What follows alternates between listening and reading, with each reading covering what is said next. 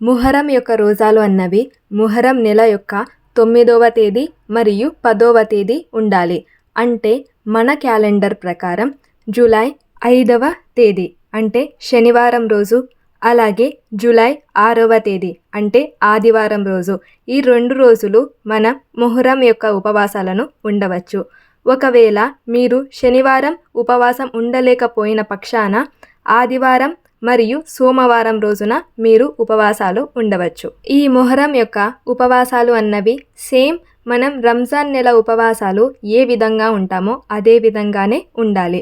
ముందుగా సెహరీ అన్నది ఎప్పుడూ కూడా మీ ప్రాంతం యొక్క ఫజర్ అజా కంటే 5 నిమిషాల ముందుగా మీరు సెహరీ చేయటం అంటే భుజించడం అన్నది ఆపివేయాలి. అప్పటి నుండి మీ రోజా అన్నది ప్రారంభమవుతుంది. తర్వాత రోజా విరమణ అన్నది మీ ప్రాంతంలో మగరిబ్ అజా ఇవ్వటం కంటే ఒక 2-3 నిమిషాల ముందుగా మీరు రోజా విరమణ అన్నది చేయవచ్చు.